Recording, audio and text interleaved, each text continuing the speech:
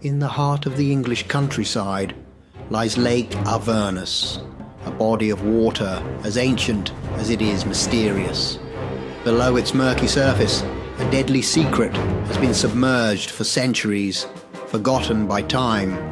When a curious diver unearths a coffin from the lake's dark depths, he unwittingly releases a nightmare, Edmund Blackthorn, a vengeful vampire trapped since the 18th century.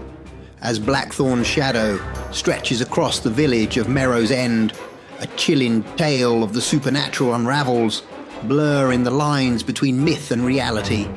Beware the waters of Lake Avernus, for what lies beneath might just be your undoing. Welcome to a story where every splash and whisper in the night might be your last.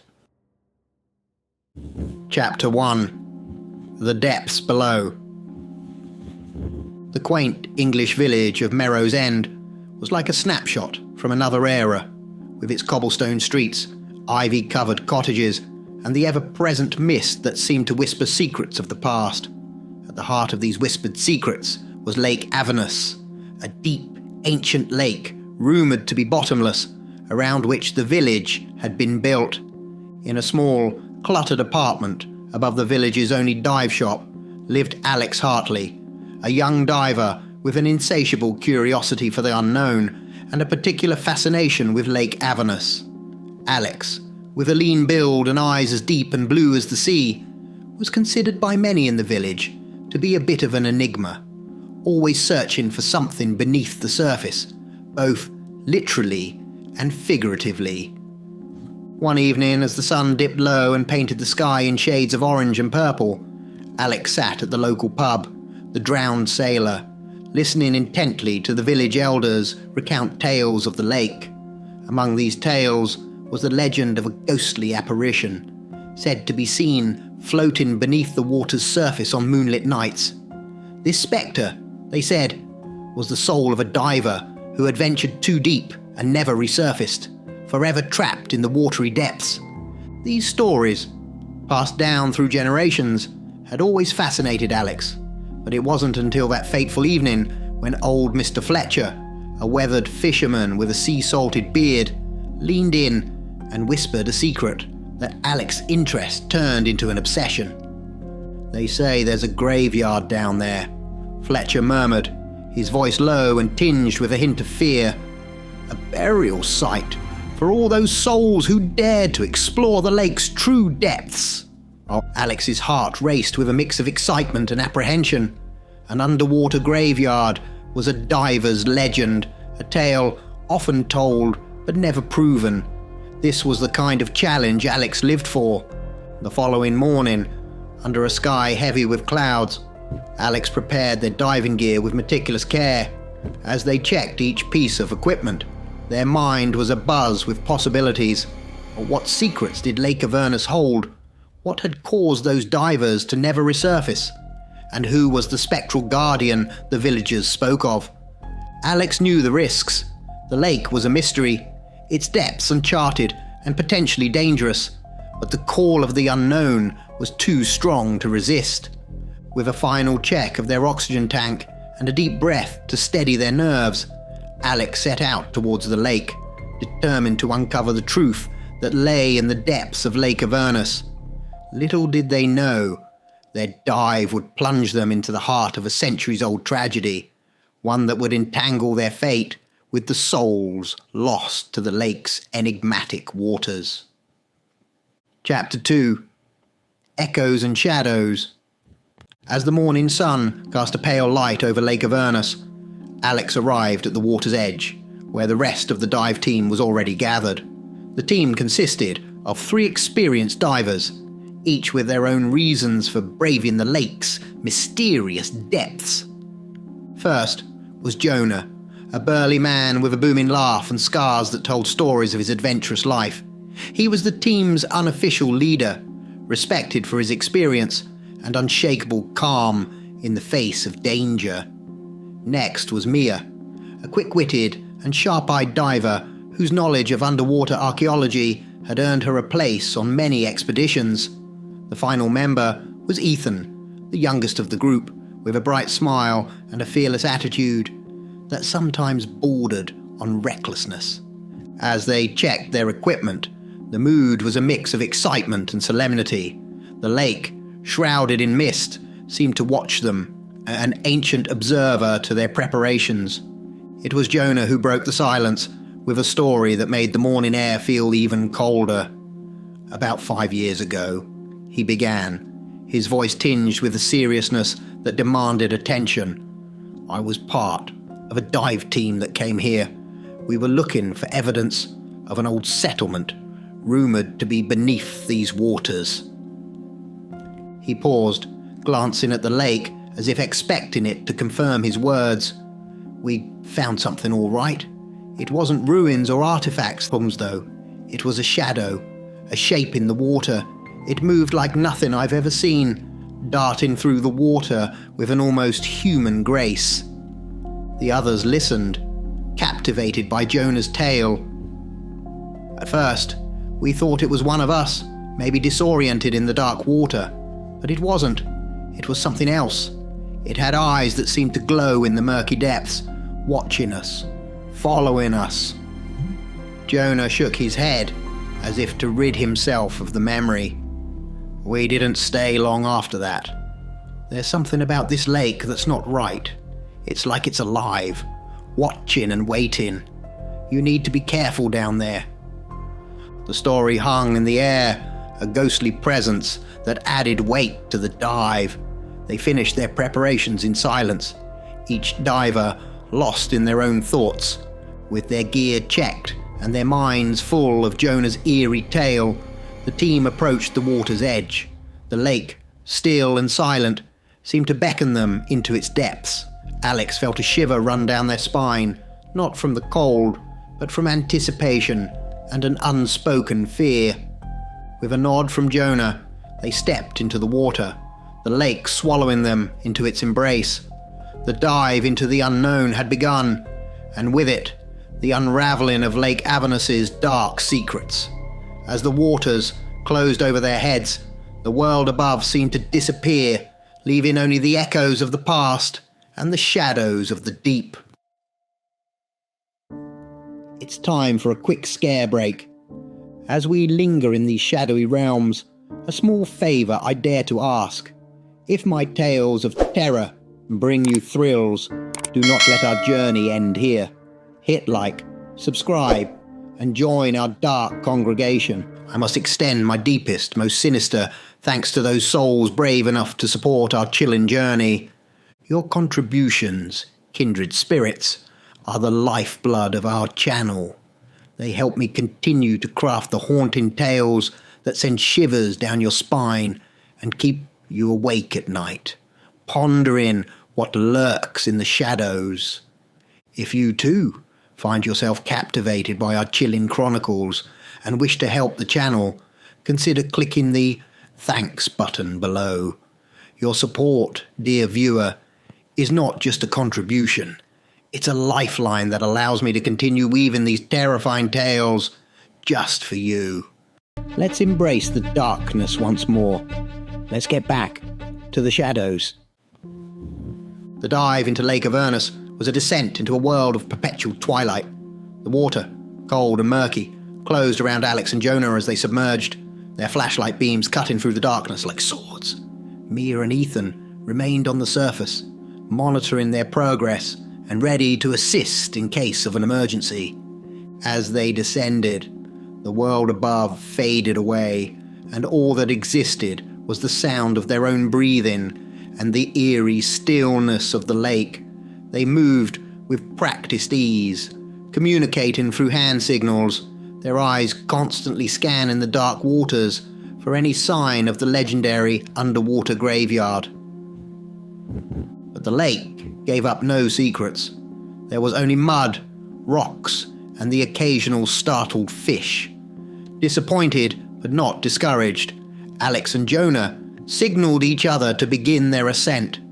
It was then, in the midst of their slow upward journey, that Jonah saw it, a shadowy figure in the water, barely discernible in the dim light.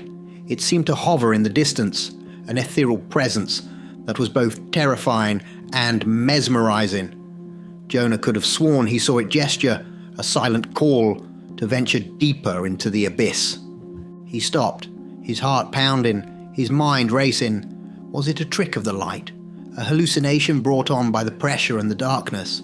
Or had he truly seen the spectral guardian of the lake, the one the villagers whispered about?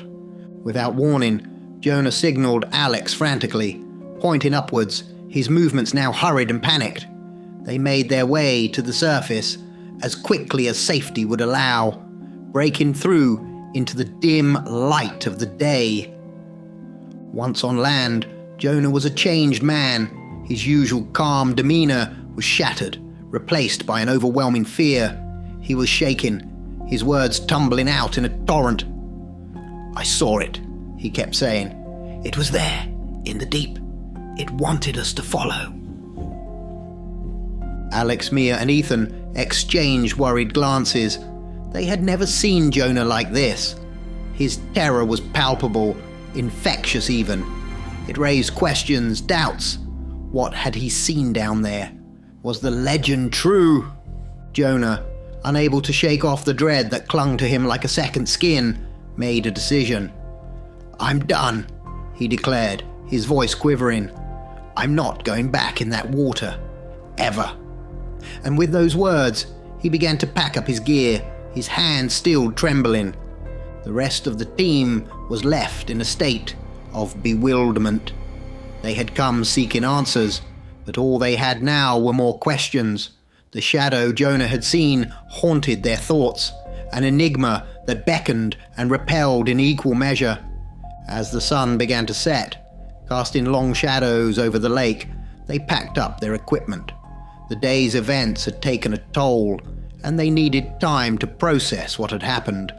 They agreed to return the next day, their resolve mixed with a sense of unease. The drive back to the village was quiet, each member of the team lost in their own thoughts. Lake Avernus had shown them its depths, but its secrets remained just out of reach, hidden in the dark waters that had claimed so many before. Chapter 4. The Water's Whisper. The night had fallen over Merrow's End, and in his modest room, Alex prepared for a much-needed rest. The events of the day had left him physically exhausted and mentally drained. After a quick shower, he lay on his bed, the soft glow of the moon casting faint shadows through the window. The boundary between wakefulness and sleep blurred as Alex's thoughts drifted, replaying the day's dive and Jonah's panicked reaction. The image of the shadowy figure in the depths of Lake Avernus lingered in his mind, an enigmatic puzzle that teased and taunted. In the stillness of the night, a subtle sound broke the silence, the turn of a tap in the bathroom. The noise was almost imperceptible at first, but it grew steadily, a surreal intrusion into the room's tranquility. Alex, caught in the drowsy twilight of near sleep, was only dimly aware of it. Then came the sound of water flowing, the bath filling with hot water. Steam began to seep into the room, curling tendrils weaving through the air, blurring the edges of reality. The water continued to run until, with a sudden stop, the bath was full. From the depths of the steamy bathroom, a shape began to emerge. It was an outline at first, vague and indistinct, but it soon took form. A figure made entirely of water, the shape of a man. It moved with an eerie grace, gliding through the steam like a spectre from a forgotten tale. Alex, caught in the half-world between dreaming and wakefulness, felt a chill run down his spine. The figure advanced slowly, moving through the mist towards the bed. It hovered above Alex, its presence both terrifying and mesmerizing. Then came the whisper, a voice as fluid as the water from which the figure was formed. "Come to the lake, Alex," it urged, its tone both pleading and commanding. "Save me." The words echoed in Alex's mind, a siren call that was both chilling and compelling. The figure, a phantom born of water and steam, seemed to reach out to him, beckoning him to the depths of Lake Avernus. Frozen with fear, Alex couldn't tell if he was dreaming or awake. The ghostly apparition hovered, its watery fingers almost touching him, its plea repeated in a haunting refrain. The air grew colder, the steam thicker, and the sense of dread deeper. Then, as suddenly as it had appeared, the figure dissolved into the mist, leaving no trace of its presence, except the damp chill in the air and the lingering echo of its whisper. Alex sat up, his heart racing, sweat beading on his forehead. He looked around the room, the steam dissipating, the moonlight still filtering through the window.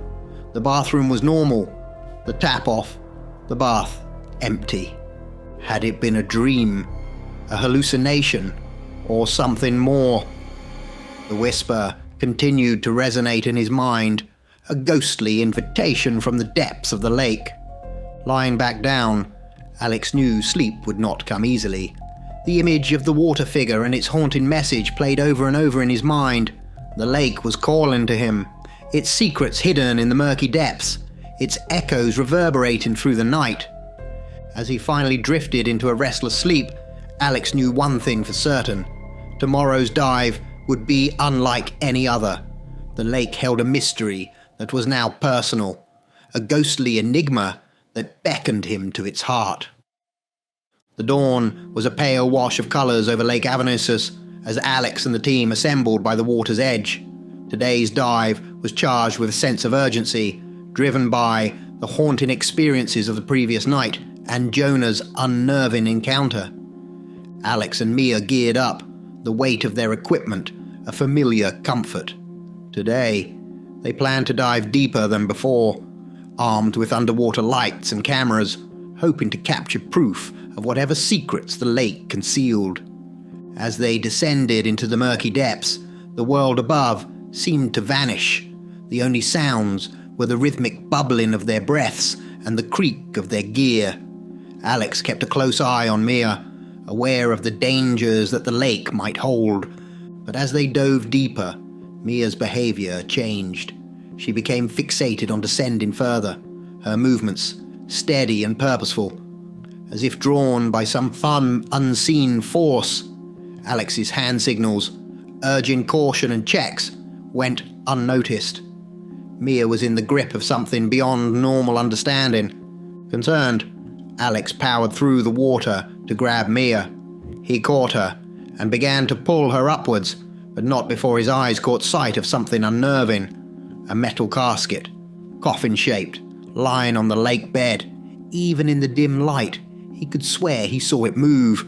They ascended, struggling against the pressure and the urgency of the situation, breaking the surface, gasping for breath. The seriousness of the moment was palpable. "What was that, Mia?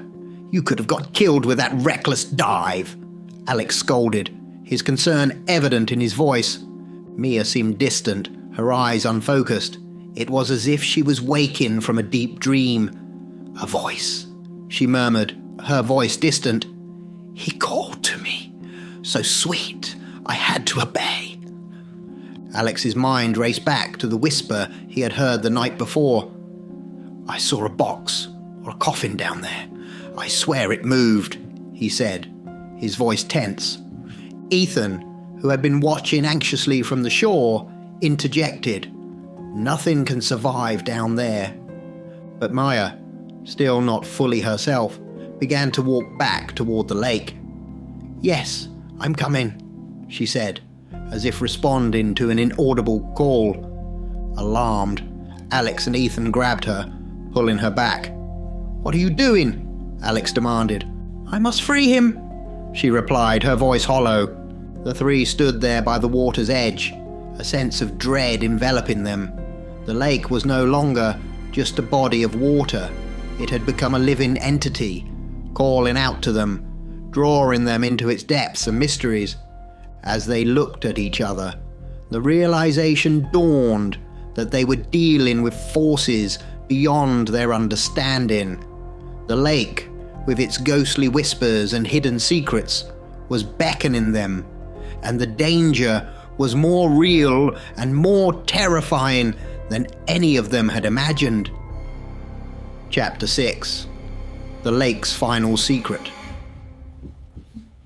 After ensuring Mia was safe at her home, Alex returned to his small apartment. The evening was dreary, with rain rhythmically tapping against the window, a sound that seemed to mimic the turmoil in his mind. The events at the lake had unsettled him deeply, blurring the lines between reality and the supernatural. As the night deepened, the tapping transformed into a more insistent knocking. Alex found himself staring at the curtained window, a sense of dread building within him. It felt as though he was being drawn towards it, compelled by an unseen force. Slowly, almost trance-like, he approached the window and pulled back the curtains. There, formed from the rain water, was a figure, a man, tapping on the glass, mouthing the words, "Save me, Alex." The sight was both terrifying and mesmerizing. It solidified Alex's resolve. He needed to unravel this mystery, to put an end to these haunting visions. Grabbing his dive gear and a pair of bolt cutters, Alex headed out into the dark, rain-drenched night, driven by a mix of mesmerization and a deep desire for answers.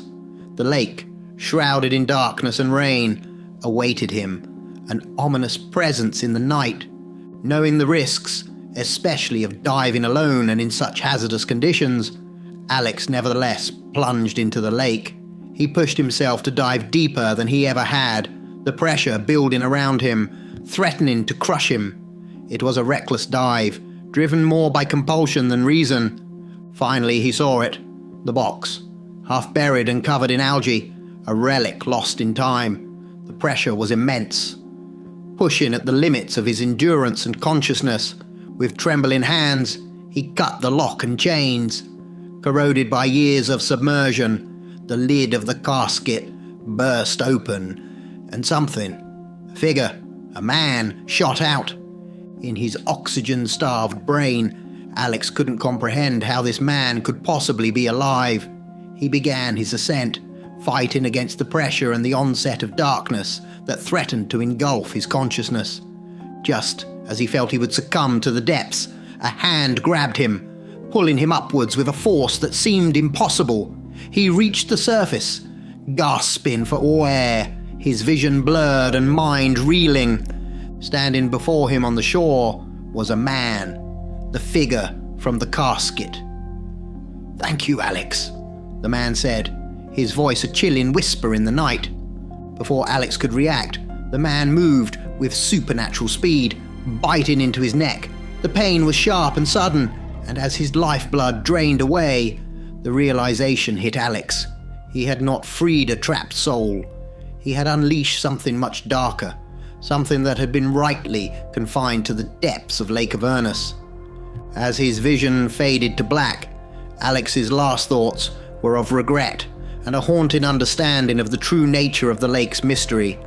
The figure stood over him, rejuvenated by the life it had taken, ready to disappear into the night, its existence a secret once more, hidden in the depths of the mysterious Lake Avernus. Chapter 7. The Curse of Edmund Blackthorn. 250 years prior, the English countryside was plagued by a darkness that roamed under the cover of night. Edmund Blackthorn, once a nobleman of great charm and wit, had become a creature of the night, a vampire of terrifying renown. His transformation had occurred decades earlier, the result of a cursed encounter whose details were lost to time. Edmund, with his newfound immortality, roamed the countryside, his existence marked by a trail of desolation and sorrow. Stories of entire families found lifeless, their bodies drained of blood, spread across the villages. Whispers of a shadow that walked among the living, striking fear into the hearts of even the bravest souls, were commonplace. Edmund, with his keen intellect and inhuman abilities, evaded capture for years, becoming almost a myth, a ghost story parents told their children to keep them inside at night. However, his reign of terror was eventually challenged by a group of vampire hunters, seasoned in the dark arts and wise to the ways of creatures like Edmund. This group was led by Isabel Fletcher, a fierce and determined woman whose family had fallen victim to Edmund's insatiable hunger. She had dedicated her life to studying the supernatural and had gathered around her a cadre of hunters who shared her quest for retribution. Through cunning and bravery, they managed to corner Edmund in an abandoned chapel on a moonless night. The battle was fierce, with losses on both sides, but ultimately Edmund was subdued. Isabel, wanting to inflict a fate worse than death upon him, devised a plan. They bound Edmund in chains, blessed by a priest, and locked him in a heavy iron casket. The hunters carried the casket to Lake Avernus, a place rumoured to be as old as time itself, with depths that reached into the abyss. As the sun began to rise, casting its first light on the tranquil waters of the lake, they threw the casket in. It sank quickly, disappearing into the dark waters. The casket, however, did not reach the bottom. It landed on a ledge deep within the lake, suspended in the watery depths. Edmund, trapped inside, experienced the agony of drowning, an endless cycle of death and revival due to his vampiric immortality. Day after day, year after year, he remained there, conscious and suffering, his rage and thirst for revenge growing with each passing moment. Over the centuries, the legend of Edmund Blackthorn faded from memory, becoming nothing more than a tale told by the village elders. But deep beneath the waters of Lake Avernus, Edmund waited, his existence a hidden torment, his name a forgotten whisper, until the day he was unwittingly freed to walk the earth once more. Final chapter: The Unleashing of Shadows. The night air was still as Edmund Blackthorn, newly liberated from his watery prison, stepped away from the lifeless body of Alex. The last remnants of his vampiric confinement dripped from him like the rain that had ceased to fall, merging with the darkness of the night. His figure, once confined to the depths of Lake Avernus, now moved freely under the moonlight, a shadow reborn after 250 years of torment. Edmund's eyes, ablaze with a malevolent fire, scanned the horizon. The world he had known, a world of candlelight and whispered superstitions, had long passed. Yet, the essence of humanity, with its fears and vulnerabilities, remained the same. A sardonic smile curled on his lips as he contemplated the vast opportunities this new era presented. As he moved, his form seemed to blend with the night, a spectre gliding through the darkness. The village of Merrow's End, asleep and oblivious, lay in the distance, its inhabitants unaware of the evil that had just been unleashed upon them. Edmund's mind, sharp and calculating, was already weaving plans, strategies to quench his thirst for vengeance and blood. The silence of the night was broken by a low, chilling laugh, a sound that hadn't been heard for centuries. It was a laugh that spoke of pain and rage, of a hunger unfulfilled and a desire for retribution. The night air carried his sinister resolve, a promise of doom that echoed through the sleeping village. Time for them all to pay the price, he whispered to the night, his voice a harbinger of the terror to come. The figure of Edmund Blackthorn, a nightmare that had once been confined to the depths of Lake Avernus and the pages of forgotten lore, disappeared into the night. His presence marked the beginning of a new era of darkness, an epoch where the reign of an ancient vampire would sow fear and despair. Back at the edge of the lake, Alex's body lay motionless, a testament to the price of uncovering secrets that should have remained hidden. The mystery of Lake Avernus had been solved, but the cost was high, too high. The release of Edmund Blackthorn into the world was a mistake that would haunt the village of Merrow's End for years to come.